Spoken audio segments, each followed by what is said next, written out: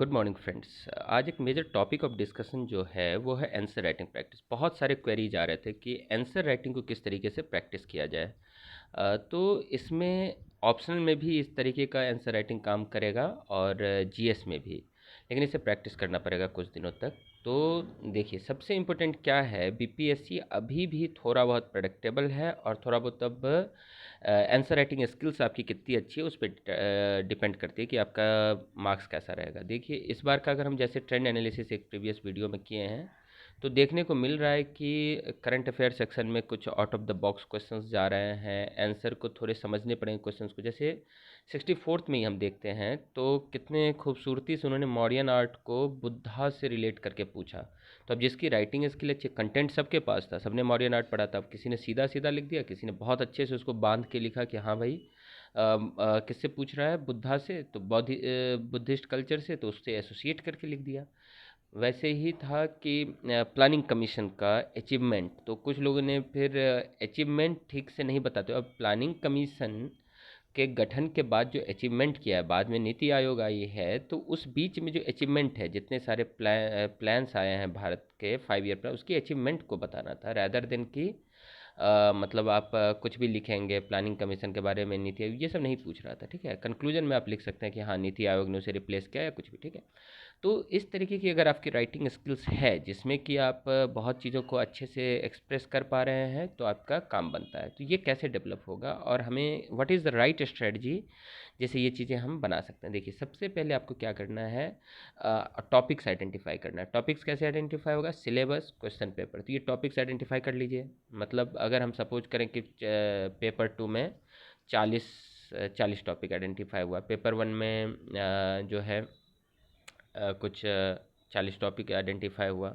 और ऑप्शनल में भी हमें पता चला कि 40 टॉपिक आइडेंटिफाई हो रहा है। ठीक है, अब देखिए, ये आइडेंटिफिकेशन सबसे पहला स्टेप है मेंस क्वालिफाई करने के लिए, कि आपको आइडेंटिफाई करना पड़ेगा कि हमारा टारगेट एरिया क्या है। ठीक है, अगर वो हमारा आइडेंटिफाई हो गया, फिर अब आधा बैटल आपने जीत लिया है। अब क्या करना है हमें कि अब जैसे पहला टॉपिक, जैसे सपोज कीजिए प्रेसिडेंट, तो प्रेसिडेंट को अब क्या करना है हमें कि उसके रिलेटेड सारे क्वेश्चंस को एक जगह लिख लेना है।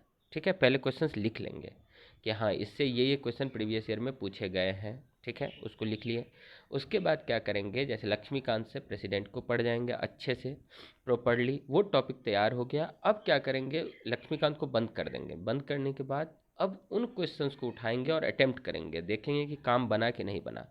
अगर नहीं बना तो अब क्या ऐड ऑन करना पड़ेगा, गूगल सर्च करेंगे, कुछ भी करेंगे, लेकिन फिर समझ आएगा। तो ऐसे ही सारे टॉपिक्स के लिए प्रैक्टिस करेंगे। जैसे एक दिन में एक टॉपिक किए, फिर धीरे धीरे आप करते रहेंगे तो बहुत सारे टॉपिक्स आपके तैयार हो जाएंगे। मेंस के समय तो आप प्रीलिम्स को छोड़ करके बिल्कुल मेंस का करेंगे। हाँ, एक और क्वेश्चन लोगों के आ रहा है कि अभी प्रीलिम्स का नोटिफिकेशन भी नहीं आया है, तो क्या अभी मेंस का तैयार, बिल्कुल मेंस का तैयारी बहुत ज़्यादा ज़रूरी है। क्यों? क्योंकि प्रीलिम्स तो जस्ट क्वालिफाइंग है। अगर आपने 100 नंबर लाए, इस बार तो 108 कट ऑफ था, तो अगर 108 लाए या 150 लाए, उससे कोई मतलब नहीं, बस आपको जस्ट क्वालिफाई पे, उसके बाद उसके मार्क्स जुड़ते नहीं है। ठीक है, तो कहीं ना कहीं मेंस के मार्क्स जुड़ेंगे इंटरव्यू के मार्क्स, तो मेंस की तैयारी हो जाएगी, इंटरव्यू की अपनी आप, इंटरव्यू का टेंशन नहीं लेना। तो मेंस के लिए क्या करना है, हमें टॉपिक्स आइडेंटिफाई करना है और हर टॉपिक के ऊपर उस तरीके से लिखना है कि आपने उसे बंद कर दिया और फिर आंसर को लिख लिया, फिर उसके बाद उसे मिला सकते हैं और फिर टॉपिक को फॉर द टाइम बिंग उसे बंद कर देंगे। फिर सेकेंड राउंड में भी आएंगे, उसको देखेंगे, उसे रेक्टिफाई करेंगे, और फिर एक छोटा सा डायरी भी मेंटेन करेंगे। उस डायरी में जैसे फैक्ट्स, फिगर्स, क्योंकि देखिए कहीं ना कहीं उसमें अगर थोड़े फैक्ट्स डाल दिए कि कैसे भी कैसे पॉपुलेशन ग्रोथ है, तो उसमें सोशियो इकोनॉमिक कास्ट सेंसस की बात लिख दिए, इतना परसेंट ये है वो है, तो ज़्यादा ऑथेंटिसिटी मिल जाता है आंसर को, कि लगता है हाँ भाई। देखिए कोई भी, अब पॉवर्टी हटाना है, अब पॉवर्टी जो है हटाने वाली बात चाय के टपरी पे भी लोग करेगा, लेकिन आपके आंसर को यूनिक क्या बनाएगा कि आपके पास हर कमिटी का डेटा है, तेंदुलकर कमेटी का, रंगराजन कमेटी का, उसमें कितना बोला, तो वो आपको मतलब थोड़ा सा डिफ्रेंशिएट करेगा। क्योंकि एक बात हमको हमेशा याद रखना है कि आपके पास तकरीबन 8 क्वेश्चन पेपर 1 में, 8 question paper 2, 8 into 2 16, plus 6 question के अराउंड ही होते हैं इसमें ऑप्शनल में, तो 16 प्लस 6 आपके पास 22। तो 22 क्वेश्चंस में ही आपको प्रूव करने हैं कि you are better than others. अगर हम हर क्वेश्चन के ऊपर अगर थोड़ा कंटेंट नहीं डालेंगे, थोड़ा मसाला नहीं डालेंगे तो कैसे बनेगा? तो अच्छे वर्ड्स का प्रयोग तो वो कैसे होगा? वर्ड्स ऐसे नहीं कीवर्ड्स हम रट रहे हैं, नहीं, आप प्रैक्टिस करेंगे कीवर्ड्स आ जाएगा, ठीक है। उसके बाद आप मिलाएंगे उसे कि कैसे हो रहा है तो कीवर्ड्स आ जाएंगे, ठीक है। अब ये चीज़ें फैक्ट्स एंड फिगर्स के लिए एक डायरी मेंटेन करेंगे और फिर आंसर लिखते समय भी उसका यूज करेंगे, ठीक है। तो ये पूरी की पूरी प्रक्रिया कम से कम 2 से 3 महीने तक करना है। बहुत ज़्यादा लिखना है उसे, लिख करके कुछ वो, और ये नहीं कि कहीं से छाप रहे हैं, छापना गलत है कि आप कहीं से उठाए छाप रहे हैं, किसी का नोट्स रट रहे हैं, फिर वो याद नहीं रहेगा, फिर आपकी स्किल नहीं बढ़ेगी, ठीक है। और फिर हाँ, ये ज़रूर है कि उस नोट से कुछ चीज़ अपनी डायरी में लिख लिएगी, हाँ भाई ये चीज़ें एक्स्ट्रा था मैंने लिख लिया, ठीक है। ये चीज़ें, और ये कंटिन्यूस प्रोसेस चलते रहना है जब तक मेंस नहीं हो जाता, ठीक है। अगर आप ये चीज़ करते हैं तो अभी भी बीपीएससी में उतना ज़्यादा चेंजेस नहीं आए हैं कि आपको दिक्कत होगा, ठीक है। तो ये चीज़ें करना है आंसर राइटिंग प्रैक्टिस के लिए, और अभी से करना है।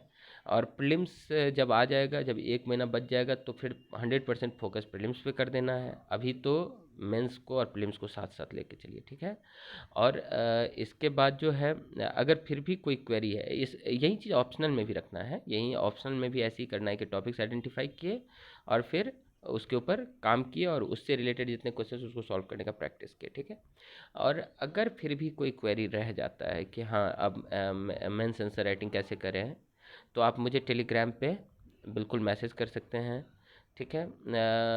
अगर हाँ, एक और चीज़ कि लास्ट में हमें कोई ना कोई टेस्ट सीरीज जरूर लेना है, इससे टाइम मैनेजमेंट पता चलेगा कि हाँ इतने देर में हम लिख पा रहे हैं सारे क्वेश्चंस इतने पेजेज में, क्योंकि मैंने एक बार डिस्कशन किया है 66 बीपीएससी का कि किस तरीके से आपको पेजेज को भी आइडेंटिफाई करना है, कितने में करना है। तो ये सब चीज़ें कैसे पता चलेगा, ये सब चीज़ें उसी से पता, ठीक है। चलिए फिर ऑल द बेस्ट, और मेंस आंसर राइटिंग के लिए आप लोग एकदम रेडी हो जाइए, कीजिए अच्छे से, ठीक है। Thank you.